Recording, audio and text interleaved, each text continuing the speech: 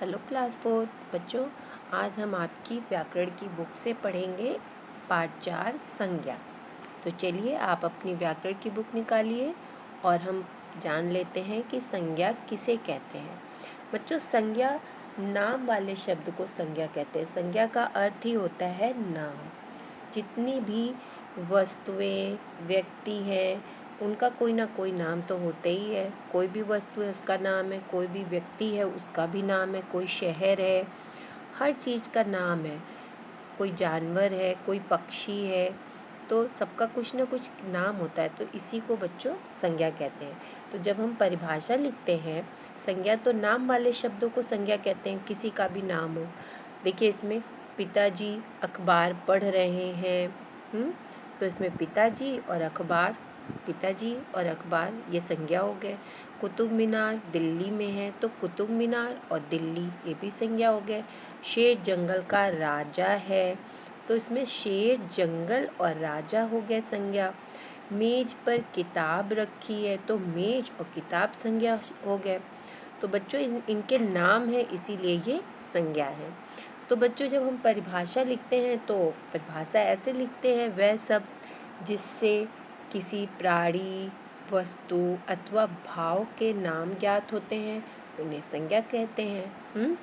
देखिए यहाँ पे आप लिखा हुआ है ना, किसी व्यक्ति, वस्तु, स्थान, प्राणी तथा भाव के नाम को संज्ञा कहते हैं। अब संज्ञा के भेद बता दें।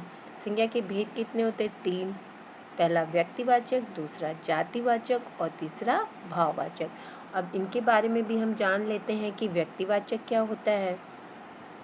व्यक्तिवाचक बच्चों वो होता है जिसमें किसी विशेष व्यक्ति, वस्तु और स्थान आदि का बोध होता है, उन्हें व्यक्तिवाचक कहते हैं। इसमें किसी एक ही व्यक्ति के बारे में बात की जाती है। जैसे कि देखिए इसमें मदर टेरेसा, तो मदर टेरेसा एक ही व्यक्ति हैं, इन्हीं के बारे में बात की जाएगी। सुभाष चंद्र बोस, प्रणब मुखर्जी, है ना। और स्थान में भी देख लीजिए, लाल किला है, ताजमहल, हिमालय। अब वस्तु में देखिए घड़ी, खिलौना, घड़ी, खिलौना और रामायण। रामायण ये पुस्तक है लेकिन इसका नाम रामायण है, तो सिर्फ रामायण के बारे में बात करें। खिलौना है, खिलौने के बारे में, तो किसी एक चीज़ के बारे में बात की जा रही है ना, तो ये व्यक्तिवाचक हो गए। और देखिए पुस्तकों के नाम यहाँ पे कुछ और व्यक्तिवाचक संज्ञाएं दी हुई हैं, इन्हें आप पढ़ लीजिएगा और इन्हें समझिएगा, है ना, कि कौन कौन सी व्यक्तिवाचक संज्ञाएं होती हैं। तो चलिए अब हम लोग जातिवाचक भी पढ़ लेते हैं। जातिवाचक देखिए यहाँ पे इमारतों, व्यक्तियों और दिनों, महीनों के भी नाम सब दिया हुआ है व्यक्तिवाचक में। अब जातिवाचक में देखिए, जातिवाचक में ये होता है कि किसी जाति के या एक ही प्रकार के प्राणियों, वस्तुओं या स्थानों का परिचय होता है। जैसे जातिवाचक में क्या होता है बच्चों, किसी एक उसकी संपूर्ण जाति का बोध होता है। उससे किसी एक व्यक्ति का अगर नाम ले तो उससे उसकी संपूर्ण जाति का पता चलेगा। किसी एक वस्तु का नाम ले तो उसकी संपूर्ण वस्तुओं के बारे में पता चलेगा। अगर किसी एक जानवर के बारे में नाम ले तो उसकी संपूर्ण जाति का पता चलेगा। तो जातिवाचक यही होती है संज्ञा। देखिए इसमें लिखा हुआ है, जिस शब्द अथवा नाम से किसी व्यक्ति अथवा वस्तु की समस्त जाति का बोध होता है उसे जातिवाचक कहते हैं, है ना। जैसे मनुष्य, अब मनुष्य देखिए, ये पूरे सारे मनुष्य के बारे में से पता चल गया, हम भी मनुष्य, आप भी मनुष्य, है ना, तो इसने संपूर्ण जाति का बोध करा दिया। अब पर्वत अगर कहें तो इसमें कई पर्वत हो जाते हैं ना, पर्वतों के कई नाम हैं। तो इस तरह से जातिवाचक में किसी एक ही व्यक्ति के बारे में नहीं, उस व्यक्ति की संपूर्ण जाति के बारे में पता चलता है। ठीक है बच्चों, इसी व्यक्तिवाचक और जातिवाचक संज्ञाओं में अंतर यह है कि व्यक्तिवाचक में किसी एक वर्ग के व्यक्ति का बोध होता है और जातिवाचक में समस्त का। समझ में आ गया आपको? देखिए यहाँ पे पुस्तक, जैसे कुछ उदाहरण दिए पुस्तक।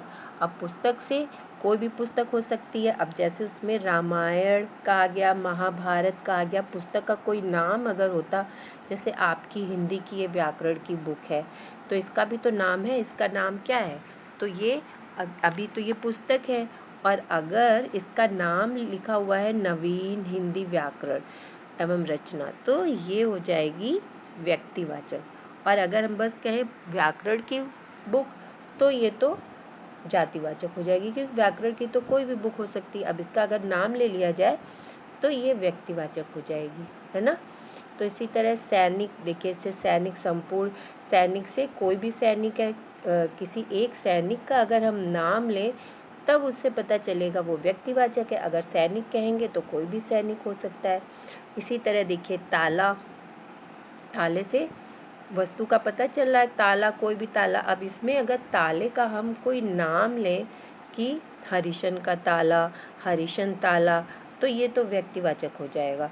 और अगर ताला कह रहे हैं तो ये जातिवाचक।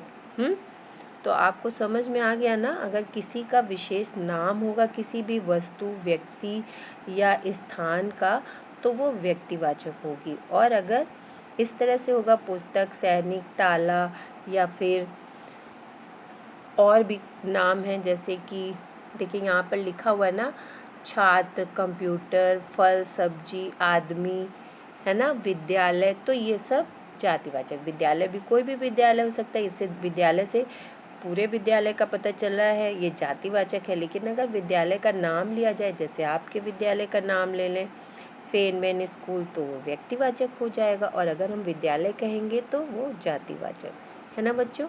तो आपको समझ में आ गया व्यक्तिवाचक और जातिवाचक। अब आगे हम पढ़ते हैं भाववाचक। भाववाचक में किसी व्यक्ति, वस्तु या जो भी पदार्थ है उनके भाव, गुण, दोष आदि का परिचय मिलता है, वो होता है भाववाचक संज्ञा। जैसे इसमें देखिए लिखा हरियाली, तो इससे इसका वो पता चल रहा है ना, गुण पता चल रहा है। गुण, हरियाली, हरा, हरा भरा है, इससे इसका गुण पता चल रहा है। बचपन, ये अवस्था पता चल रही है ना, बचपन। और बुढ़ापा भी देखिए अवस्था पता चल रही है इसकी। इसी तरह अगर कह दे मीठा, हंसना, रोना, तो ये भाव, जैसे आपके अंदर कोई भाव है, हंसना, रोना, या फिर और भी गुस्सा करना भी, तो ये सारे भाव जो होते हैं वो भाववाचक संज्ञा में आते हैं। अब इसमें देखिए आगे लिखा हुआ है भाववाचक संज्ञाओं की रचना। जैसे भाववाचक संज्ञा में बच्चों इसमें प्रत्यय लगा करके ये भाववाचक संज्ञा बन जाती है। इसमें प्रत्यय लगाते हैं। देखिए इसमें लिखा हुआ है ना कि कुछ शब्द मूल रूप से भाववाचक संज्ञा होते हैं, जैसे सत्य, क्षमा, ये सब मूल रूप से है, इसमें कोई वो नहीं जुड़ा हुआ है प्रत्यय। लेकिन कुछ ऐसे शब्द हैं जिनमें लगा करके उनको भाववाचक संज्ञा बनाया जाता है। जैसे देखिए यहाँ पर है जातिवाचक से, जातिवाचक संज्ञा है ना, उसमें भी अगर जातिवाचक संज्ञा के जो शब्द हैं उसमें भी अगर प्रत्यय लगा देंगे तो वो भाववाचक बन जाता है। अब इसमें देख लीजिए आप यहाँ पर, ये देखिए भाववाचक संज्ञा कैसे बनाए। जैसे इसमें देखिए सत्य और क्षमा ये बोला गया है ना, ये तो मूल रूप से भाववाचक ही है, इसमें कोई भी अलग से जुड़ा हुआ कुछ भी नहीं है, है ना। अब यहाँ पे देखिए जातिवाचक संज्ञा से भाववाचक संज्ञा कैसे बना हुआ। देखिए यहाँ पे लिखा जातिवाचक संज्ञा फिर भाववाचक। तो जातिवाचक संज्ञा है मित्र, तो मित्र में हमने यहाँ पीछे प्रत्यय लगा दिया, प्रत्यय ता लगा दिया, ता, तो ये बन गया भाववाचक। इसी तरह देखिए व्यक्ति जातिवाचक संज्ञा है, व्यक्ति जातिवाचक संज्ञा है, तो यहाँ पे व्यक्तित्व है ना, इसमें आधा ता और व लगा दिया गया, तो ये प्रत्यय लगा करके बच्चों इसमें भाववाचक संज्ञा बन गई। जातिवाचक संज्ञा में ऐसे बन गया, इसको आपको पढ़कर समझना होगा। देखिए जातिवाचक जितनी भी संज्ञा उसको पढ़िए, फिर उसमें क्या जोड़ करके भाववाचक संज्ञा बना हुआ है ना, इसको ध्यान से आप पढ़िएगा। और फिर देखिए ये सर्वनाम से भी, सर्वनाम क्या होते हैं, जो संज्ञा के स्थान पे, जैसे कि मैं, तुम, अपना, ये सब होता है ना, तो वही सर्वनाम से भी देखिए भाववाचक संज्ञा बना हुआ। जैसे देखिए अपना सर्वनाम है, पराया ये भी सर्वनाम है, निज, आप, ये सब सर्वनाम शब्द हैं। इनके इसमें देखिए इसमें भी प्रत्यय जोड़ करके भाववाचक संज्ञा बन गई। अपना से इसमें पन लगा दिया गया तो हो गया अपनापन। पराया, इसमें भी पन लगा दिया, परायापन। निज, निज मीन्स, तो देखिए निज में आधा त और व लगा दिया, ये भी हो गया निजत्व। इसी तरह सारे सर्वनाम शब्द जो हैं और जातिवाचक संज्ञा जो शब्द हैं, इनमें देखिए क्या जोड़ करके भाववाचक संज्ञा बना है।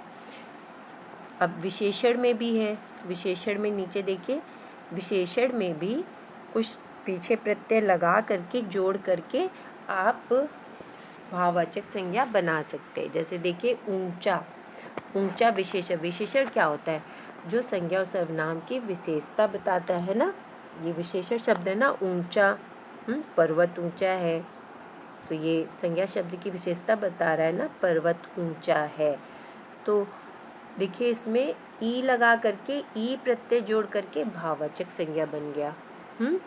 इसी तरह से सब जितने भी विशेषण शब्द हैं, इसमें देखिए आप, इसमें प्रत्यय जोड़ करके भाववाचक संज्ञा बना है। इसमें ई, आधा त, व, ता, पन, वट, ये सब प्रत्यय जोड़ करके भाववाचक संज्ञा बन जाती है। तो इसे आप अच्छे से जब पढ़ेंगे, इसको ध्यान से आपको पढ़ना होगा, विशेषण शब्द फिर भाववाचक संज्ञा कैसे बना है। फिर इधर देखिए क्रिया में भी, क्रिया क्या होती है, काम करने को क्रिया कहते हैं। जैसे आप पढ़ रहे हैं, पढ़ना, तो ये क्रिया हो गई। अब इसमें ई प्रत्यय बताया ना मैंने, ई प्रत्यय, तो पढ़ना, अब इसमें ई लगा दिया तो पढ़ाई, ये भाववाचक संज्ञा बन गया। पढ़ना फिर पढ़ाई, तो ये भाववाचक बन गया। इसी तरह देखिए इसमें क्रिया, जितनी भी क्रिया, काम करने को क्रिया कहा जाता है। तो देखिए कहना, जागना, जीना, ये सब क्रिया है ना। दौड़ना, अब दौड़ना में ना को हटा दिया गया, सिर्फ दौड़, ना को हटा दिया गया तो क्या बन गया, दौड़, ये भाववाचक संज्ञा बन गया। अब थकान, थकान, थकान में वट लगा दिया गया, न को हटा के वट, थकावट, ये भाववाचक संज्ञा होगी। तो इस तरह से आपको इसे ध्यान से पढ़ना होगा, तब आपको ये समझ में आएगा। इसको याद भी करना होगा, ध्यान से पढ़ना होगा कि कैसे ये भाववाचक संज्ञा में बदल गया है। बच्चों ये हम, क्योंकि एग्ज़ाम में आएगा तो इसलिए आपको ये ध्यान से लर्न कर लेना है। क्रिया विशेषण से भी, ठीक है। तो आपने आज समझ लिया ना संज्ञा किसे कहते हैं। संज्ञा किसी व्यक्ति, वस्तु, स्थान या भाव के नाम को संज्ञा कहते हैं। और संज्ञा के कितने भेद हैं, 3, व्यक्तिवाचक, जातिवाचक और भाववाचक। बच्चों 2 और भी हैं, लेकिन उनको अभी नहीं जोड़ा जाता। जैसे पहले हम लोग पढ़ते थे तो 5 होते थे, एक समूहवाचक और पदार्थवाचक। समूहवाचक में समूह का इससे ज्ञान होता था, जैसे सेना, भीड़, ये है समूह। इसी तरह पदार्थ में क्या होता था, जिसमें नाप तौल वाली वस्तुओं को सम्मिलित किया जाता है, नाप तौल वाली होती हैं, जैसे कि जल हो गया, दूध हो गया, सोना, चांदी, तो ये पदार्थवाचक। तो लेकिन बच्चों अब इनको जातिवाचक में ही रख लिया जाता है, इनको अलग से नहीं पढ़ा जाता। जो समूह है, सेना, दल, भीड़, तो ये इसमें समूह है ना। सेना में तो समूह होता है, ज़्यादा लोग होते हैं, दल में भी बहुत ज़्यादा लोग होते हैं, भीड़ में भी ज़्यादा ही लोग रहते हैं। तो इन सबको अब जातिवाचक संज्ञा में रख लिया गया है, इनको अलग से नहीं पढ़ाया जाता। और इसी तरह पदार्थवाचक में भी जो सोना, चांदी, ये सब हैं, इनको भी जातिवाचक में रखा गया है। ठीक है बच्चों, तो आज हमने ये पढ़ लिया। अब इसकी एक्सरसाइज जो है वो आप कर लीजिएगा, और जो इसके प्रश्न उत्तर हैं वो मैं आपको लिख करके दे दूँगी। तो इसमें देख लीजिए, अभ्यास कार्य में जो आप पढ़े हैं वही चीज़ें पूछी गई हैं। इसमें ध्यान से आपने पढ़ा है ना, तो इस पे आप टिक कर लीजिएगा। और इधर देखिए, इधर है उचित संज्ञा से रिक्त स्थान भरिए। तीसरा है पेज नंबर 32, उचित संज्ञा से रिक्त स्थान भरिए। जैसे कि ताजमहल आगरा में स्थित है, तो आपको यहाँ पे ताजमहल लिख देना है, आगरा में स्थित है।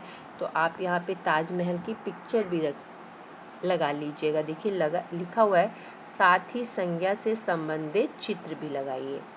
अब यहाँ पे है डैश, तालाब में उगता है तो क्या उगता है? कमल, तो कमल की लगा लीजिए। नदी भारत की सबसे पवित्र नदी है, कौन सी नदी? गंगा, तो आप यहाँ गंगा नदी का भी पिक्चर लगा लीजिएगा। अब इधर देखिए नीचे मछली बनी हुई है और इसमें संज्ञा के जो भेद हैं, व्यक्तिवाचक, जातिवाचक और भाववाचक, वो हैं।